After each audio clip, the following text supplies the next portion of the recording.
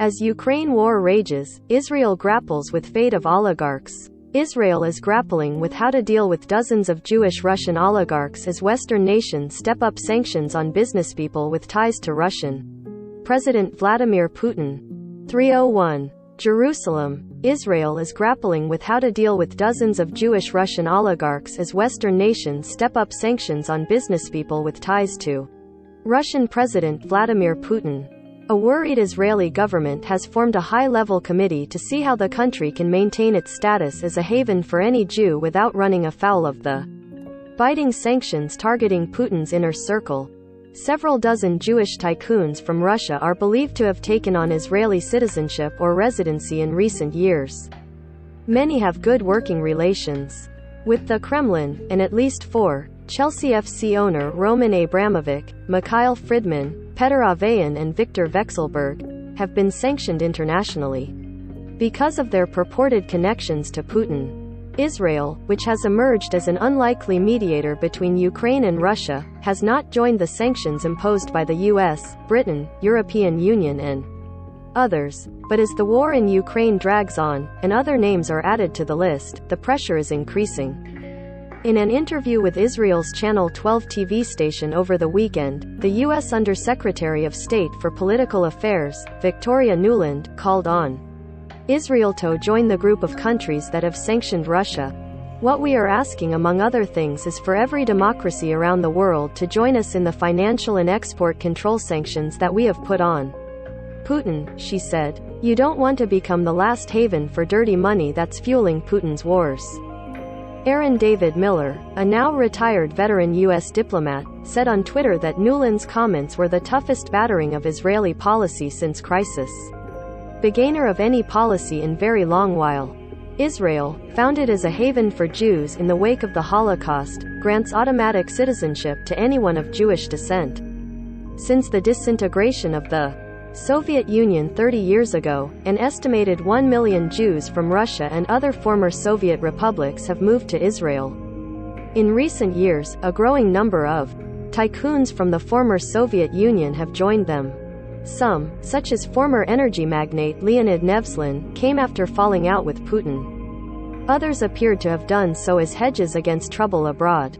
Abramovich, for instance, took Israeli citizenship in 2018 after his British visa was not renewed, apparently as part of British authorities' efforts to crack down on Putin associates after a former Russian spy was poisoned in England.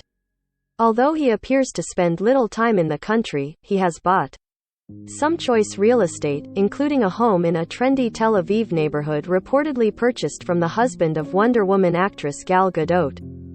Some have kept low public profiles, while others have embraced their Jewish roots, emerging as major philanthropists to Jewish causes or investing in Israel's high-flying technology sector. Israeli media have reported private jets belonging to oligarchs coming in and out of the country in recent days.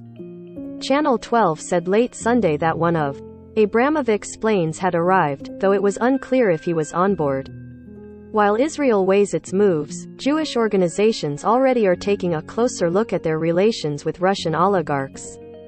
Last week, Yad Vashem, Israel's national Holocaust memorial, said it was suspending a reported donation of tens of millions of dollars from Abramovich, in light of recent developments. In Ukraine, the Babin Yar Holocaust Memorial Center, built at the ravine where over 30,000 Jews were massacred in just 2 days in 1941, said that Friedman, who was born in Ukraine, had resigned from its advisory board due to the sanctions. Lior Hayat, spokesman for Israel's foreign ministry, said the government has formed a special interministerial committee to study the sanctions issue. The fate of affected oligarchs is a central part of that mission. In the meantime, Foreign Minister Yair Lapid has already advised his colleagues to keep their distance from the oligarchs. You have to be very careful because those guys have connections and they can call you on the phone and ask you for things, Lapid recently told the cabinet. Don't commit to anything because it could cause diplomatic damage. Say you can't help them and give them the number of the foreign ministry.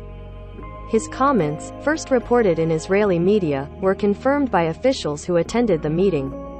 They spoke on condition of anonymity because they We're discussing closed cabinet proceedings. Israel, one of the few countries that has good relations with both Russia and Ukraine, may be able to insulate itself from the international pressure as long as it continues to mediate between the warring sides. Joining the sanctions would risk drawing Russian ire and jeopardize Israel's unique role. Ksenia Svetlova, an international affairs expert and former Israeli lawmaker born in Russia, said Israel would hold out from taking a stance as long as it depends on what kind of pressure they will exercise against Israel, she said. Not voluntarily, certainly.